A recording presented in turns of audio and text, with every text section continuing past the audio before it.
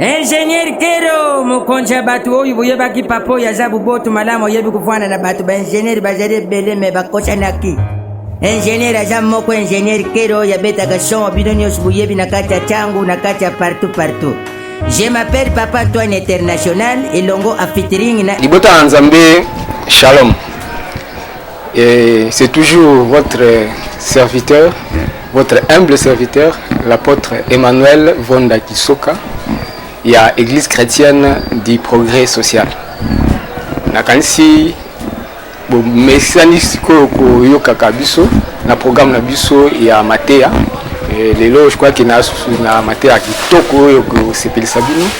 Eza biloko molimo santa lambeli biso vraiment malamu. Voilà. Pona lelo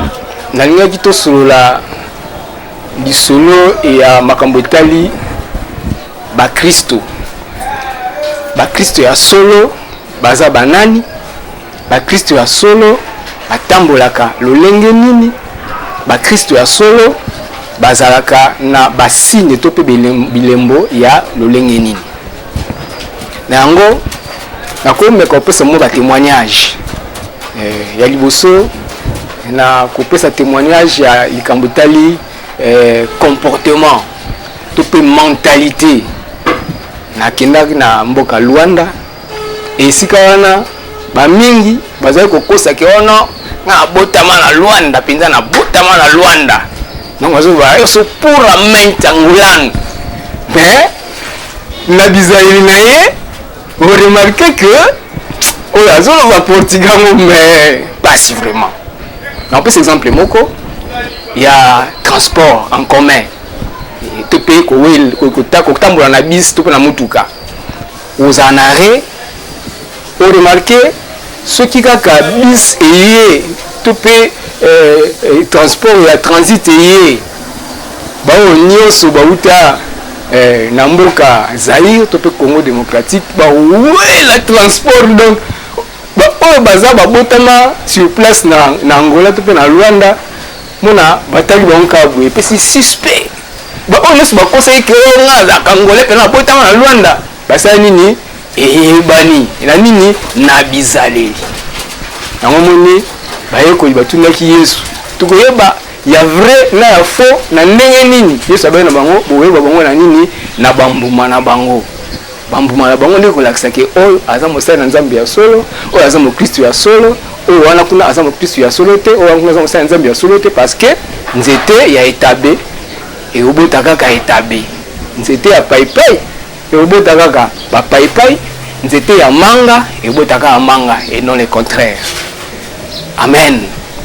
Nakanisi pona yango toyemba pe na église mutu abinga aza Kristo yana nze mutu wana oyemba na église pe toyemba yango ti lelo bongola motema na yo Yesu akota kuna disons na nzembo wana kolandela nzembo wana ngo bakie Yesu nde akotaka na motema ya moto soki moto abongoli motema na ye donc peut tous avec ça la campagne d'évangélisation to peut toni to ça la appel pour na batu ba bongola motema okomi na place pena ko ne balba ko yambisa mutu Yesu na bomo ina ye to lobaka na mutu très souvent ndeko zwa loboko na yo simba na motema pe banda ko loba kolo Yesu inasala kiboye kota kati ya motema na ngai. Raison pour laquelle nalingaki to comprendre que apôtre Paul a le BP likambo na ezali selon apôtre Paul le belango na Romains 19 Bible zokoloba si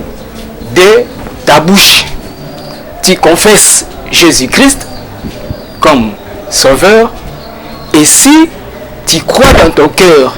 que Dieu l'a ressuscité des morts, tu seras sauvé. Ce qui na maloba na yo na monoko na yo otatoli ke Yesu azali nkolo na yo pe na motema na yo ondimi ete ye asekoki na bakufi yo nde okobikisama. Donc na langage ezali kolakisa vraiment que non Yesu avandaka wapi na motema. Mais seulement esengeli toyeba tomituna nanu bien parce que Yesu na motema ngo avandaka na motema ya mosuni to pe avanda na motema ya molimo parce que toujours comprendre te Yesu aikamba mo avanda motema ngo je crois que comme munene penda mutu bimaye avandeli yo na kati raison pour laquelle nalingaki to tanga na makomi po tozala na ndenge ya kolobela ya na ndenge ya kolobela ndenge ya likolo te to plutôt bato ba en l'air te to kota pe na profondeur na ngai to mituna siko mutuna oyo na français to kotuna où se trouve Jésus-Christ ou bien où se localise Jésus-Christ dans le corps d'un chrétien. Yesu so mutayambie akenda kovanda wapi na nzoto ya mokristo wangu ayambi Yesu nakanisi na motuna oyo réponse ezala facile musa bakao Yesu avandaka na motema poni po ete Biblia mutolobi yango ndenge nalobaki yango bien avant na Romains 10:9 si tu confesses de ta bouche le Seigneur Jésus-Christ et si tu crois dans ton cœur que Dieu l'a ressuscité des morts, tu seras sauvé. Et puis dans Apocalypse chapitre 3 verset 20 biso banabiso tala ngai na telemi pe nazali kobeta. Voici je me tiens à la porte et je frappe. Si quelqu'un entend ma voix et ouvre la porte, j'entrerai chez lui, je souperai avec lui et lui avec moi. Tala ngai na telemi na ekuke pe nazali kobeta. Soki moto moko ayoki mongongo na ngai afongoli porte to pe ekuke ngai nzambe to pe ngai Yesu na kokota kati na ndako na ye na kolia na ye longo ye na ngai longo ngola sake na nzoto ya mutu eza na mwa porte moko esala ke so mutu afongoli yango esika wana nzambe azwaka possibilité ya kokota pe akoma moninga na ye to pe mozalani na ye ba mingi balobaka porte wana fo ezala ya motema toyoka bato balobaka wana eza sekele ya motema na ngai na kofongola ngo moto te. Donc soki mutu ana secret to pana likambu moko abomba akoyebisa mutu te c'est-à-dire kabombi yango na kati ya motema na ye minga nalingi tolobela likambo mpenza bien nga namoni wana eza neti tolobela wana langage voilé to pe langage neti mwa proverbe to pe langage caché langage yoko na bomba likambo na motema mais surtout tali bien to bomba likambo na motema te po motema eza na makanisi ezalaka na bongo c'est plutôt la mutu esika mutu abomba makambo parce que kanisi oyebisi mutu keno nayebisi yo 1 plus 1 égale 2 bomba yango malamu elingi koloba nini amémoriser nakanisi bapsychologue bato basala psychologie bakoyebisa biso malamu bato mpe basala médecine bato basali baneurologue basali makambo mayele ya kotala bongo bakoyeba na biso keno na kati ya bongo eza na partie moko babengaka mémoire na kati ya cerveau. Il y a une partie qu'on appelle la mémoire. Mémoire wana neto pe bongo mutu bomba ba sekele ya mutu mais koloba ke sekele bomba mutu mezaka mwa langage oyo bato basalelaka pona ko faire expliquer mutu yango nande pona ngai na moni ke ekendela ndenge wana même na Bible pe nzambe po a faire comprendre biso alobela ndenge wana ki bomba likambo yo kati na motema na yo mais so totali malamu na ndenge science médicale ezolobela ekoloba ke mémoire ezaka na bongo ntango nakomi place olobi oyo fo azala mutu ya bascience toyebi o malamu bazalaka boye aza mutu ya bascience nyanga alingi siko kopengisa biso bongo te science oyo tozolobela tongo na ntina ya science ya mayele science to mpe ya intelligence science to mpe ya koyeba komanyola likambo ndenge ezaleli. Et pour l'instant, pour cela, to conseil basé pe na makambo tali liloba na nzambe na likambo na lobela. To tanga ngo na Bible, eza ngo na Bible, na livre ya Ephésiens. Par rapport ya likambo nga nazo na ngina kotsela likambo yango ekomona pena ke pona mutu ayambi Yesu. mentalité na ye, mayele na ye, ko banza na ye, ko réagir na ye. Et ben on dépend de ce qu'on a et si Yesu avandeli. Ya on ko dépendre na cerveau na ye, to na mémoire na ye, to pe mentalité ozo ça la intelligence na ye. Et si ka intelligence evandaka na kanisi mutu moko akoyi ko wanga na ngote, na ba mayele, na bazo ba wike mayele za kwapi na mutu. So bi mwana aza mayele te, mwana aza zoba, c'est que mutunde muteza mayele mingi te, za mutema te. Raison pour laquelle tout le temps on a Ephésiens chapitre 4 verset 17 tina verset 25. Mais na kozwa ka ba verset 20, 21, 22, 23, 24 pour yango nem tezo lobela pena malamu likambwango. Biboye. Mais vous, ce n'est pas ainsi que vous avez appris Christ. Si du moins vous l'avez entendu et si conformément à la vérité qui est en Jésus, c'est en lui que vous avez été instruits. Maïele yangwana, instruire. Toyoki déjà. Na verset 21. À vous dépouiller par rapport à votre vie passée du vieil homme qui se corrompt par la convoitise trompeuse. Voilà, on a verset 22. À être renouvelé dans l'esprit de votre intelligence.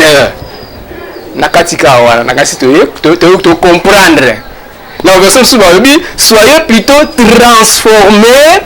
par le renouvellement de l'intelligence. Donc, kobongo la motema, tika si la tête na verset 24, surtout on va apprécier au lobe. Si ça a cité, la tête na verset 24, walobi et à revêtir l'homme nouveau, créé selon Dieu, dans une justice et une sainteté qui produit la vérité. Dans mon universo, il va nous ici, pendant ma métallie, comme on l'a mutema. Pour te conseiller, tu n'as mon Christ, tu n'as pas mon mutema, na yamba Yesu mezaleli. Ah, donc wana za mon Christ, donc on va au sala. Abeti c'est biso mabaku. So na siligi na otia na Bible pembeni. Ayeba malamu. Donc bomoto wana akala. Mayele wana ya homme ancien. Eza na oka kati na ye. Akenda na église, ayembaka, ayembisaka, ateyaka même.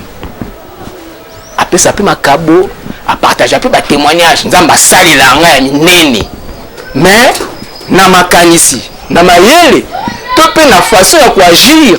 aobekisa to mabaku. Ba mbuma ya kimo Kristo, ba mbuma ya intelligence wana sika pona ye ezati. Donc, elinko lobake moto oyo abongoli motema ngo ba a transformer intelligence na bomoni esika na osimba intelligence na ye na bomoto ya bonzambe na bomoto ya sika. Ah, ukoloba merci koyo biso to mona Moïse tangu nzamba peseki mibeko zomi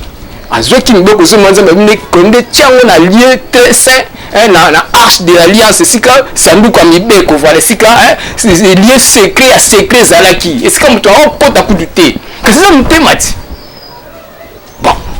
tangu tolobi Moïse azwaki les 10 commandements na kati ya arche de l'alliance wana batiaki susu man oyo bandaki ko pourrir te et puis batiaki 10 commandements c'est-à-dire les 2 tables de la loi na table wana ezalaki na nini mibeko zomi ya liboso ya mibale tina zomi yango lelo tobengaka nini la parole de Dieu to pe makomi na nzambe to pe liloba na nzambe yango oyo akokoma yango mais oyo ya molimo ntango evandaka na kati na mutu eza nini eza makomi to pe eza maloba parce que maloba wana evanda na motema comment mponga nayebi siège ya esika moko maloba ekovanda selon ndebo moto ndenge ezaleli selon nde nzambe asaleli yango eza bongo mémoire parce que okobanda pour se souvenir na maloba wana ti soki olingo kosala mutu obeta mutu mbala moko eloko refaire souvenir yo eza mémoire na yo o se rappeler ya mutu oyo mémoire eza so bien te asa pe so normal te ozobosana makambo na cheki mon kaka eloko wana ozoyo basuti kasi liloba na nzambe lobi koyiba te na cheki mon kaka wa te sikoyo ozoyo basuti. C'est ça la mémoire. Mémoire ezapi ya na cerveau. Donc esika nzamba tiaki maloba to pe présence na ye nde tokenda mbala moto lobi keloko ezaki di commandement ezaki la sa présence nzambe c'est que nzamba vandi wana nde babi na Jean 1. Au commencement était la parole et la parole était avec Dieu et la parole était Dieu. Donc les 10 commandements là yende nzambe mtaki ko vanda avandi na motema to lobi na motema mais to kanisa sko bien avandi na bongo na mémoire yango mentalité na yo pe ozala nini transformer. Voilà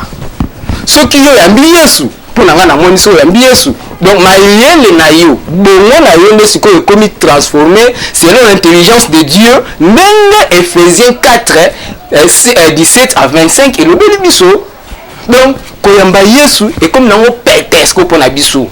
muto mentalité na ye ti lelo ils ont continué toujours kozala bo pagano. C'est que nzambe kati na ye nzambe wana ya vérité nzambe ya mentalité ya bonzambe kati na ye azati. Tolobeli mingi na makambo ba changement de mentalité. Ko boka fulu awate omona mutu ya boka wana nko etalinga ite est-ce que nga l'état c'est parce que mentalité na yazo boya ko transformer ngo na bamboka ndeso na tangeli yo komoleti na ngola wana bazo de la mentalité ya mutu ndenge azo ko agir ki awa awute paiboy siko biso batu to yambi Yesu to bongo mitema to komi ba na nzambe mentalité na biso ya bonzambe ko neti ya bana ya nzambe neti na ko pesa exemple mutu awuti poto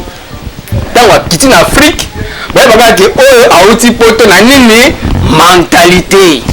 o remarquer na mentalité moi mutu tuna papa awuti poto parce que mentalité na sa nini a changé asa otembo la beauté amna ko la beauté amna ko la beauté bien que moi confusion pe ko sala mais on remarque que na ezali ne donc ndenge ezali ki boso ndenge azote parce que c'est que mentalité à vivre wana ezali ndenge mwana tuti ndenge yopi mwana nzambe tango yambi Yesu komi mutu ya bonzambe yele ya bonzambe makamuno pe komi ya bana na nzambe komi ya bonzambe okomi ko agir lokola nzambe okomi ko agir lokola Yesu oyo a changer mentalité na yo façon ya ko agir na yo batu ba boye bilo susu a partir ya maloba katenga aza mokristo ba ba siko a partir ya bizalela tango zoleka tu veux que boye o changer yango o lieni yango e changer boye eza pe na ba makambo esalamaka nangi tosala répétition te ya mateya wana tolobaki na ntina ya mateya tolobaki liboso sur la foi omona makambo so ezofait transformer vie na ye neti ezalaka ta mosusu ekopesa exemple bana mosusu soki alie wangile omona kaka makwanza ebimi nzoto nyonso eza mpe na verset oyo ezoloba na biso ke bana baliaki baparent baliaki mbuma mpe bana na bango nde baye komona mini ngai lisumu ya baboti esali ke ekoti ti na génération 4e génération bangai wana ezocontinue or ntango biso tolongwe na bomoto ya kala na bomoto ya mbata masumu toyambi Yesu donc oyo nyonso ya kala elongwe nde 2 Corinthiens 5:17 elobi si quelqu'un est en Christ celui-là est devenu une nouvelle créature, les choses anciennes sont passées et voici toutes choses sont devenues nouvelles. Donc oyambi Yesu makambo nyonso ya kala o bayebelaki na ye soki azalaki moyibi bazomona moto wana azoyiba suti wana soki atiaki batiaki mwa lipa pembeni wana mwana moyibi pene ya lukoso na lipa wana loko bande vandeki wana mais tipo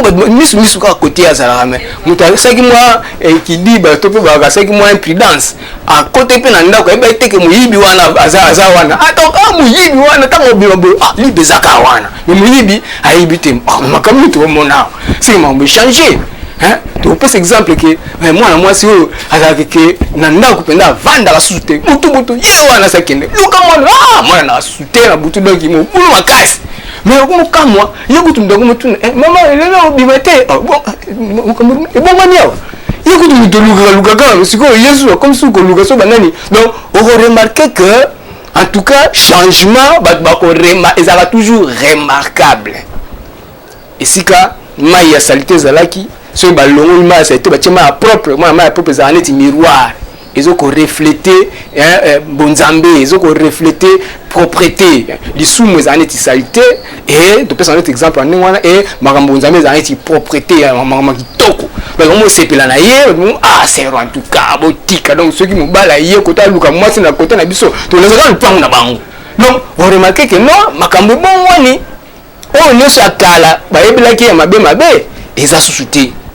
Yango alo tunto lobelaki ya kobongola mutema ya mutu. Hein? Donc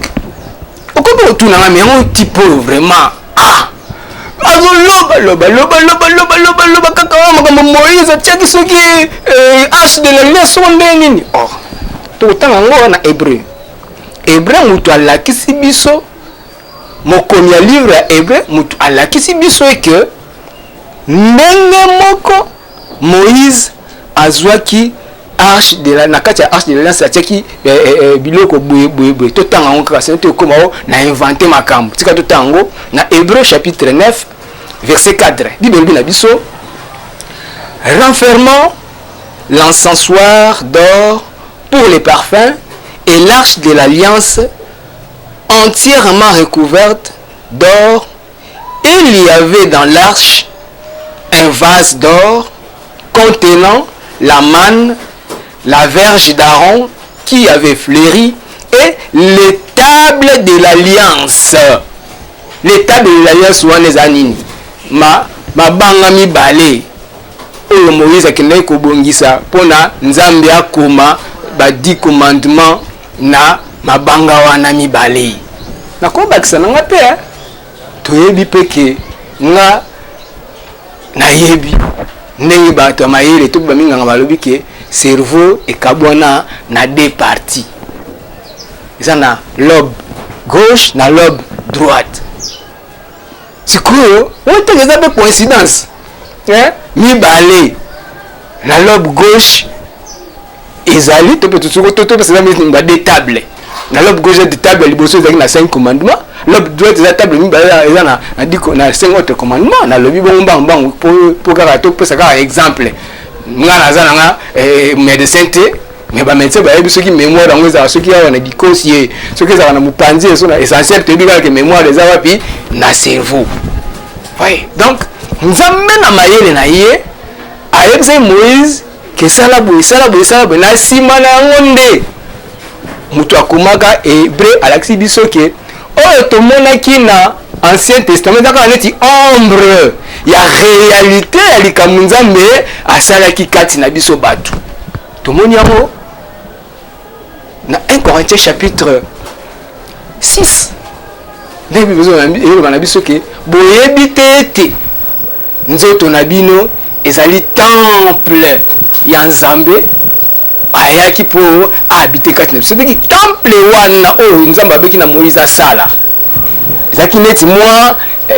neti ombre c'est-à-dire que likambo ebombana oyo nzambe ayi ko révéler na nzela ya Yesu Masiya siko nzoto na biso nde siko yango ekomi temple oyo nzambe ayi kovanda. Donc les 10 commandements evanda na lieu très saint na kati ya arche de l'alliance. Donc les autres s'appelle que ne sika ya sekele ya sika bankuku na bankuku ezalaki tango Yesu aye ba fongoli secret wana ba bi voile rideau ya temple pasukaki tango Yesu agangaki tout est accompli. Rideau et pasuki ba secret nyonso ebombo besa nini ekomi poelo et parce que accès na mutu nyonso na posa kota pa ba secret nyonso akota na ye.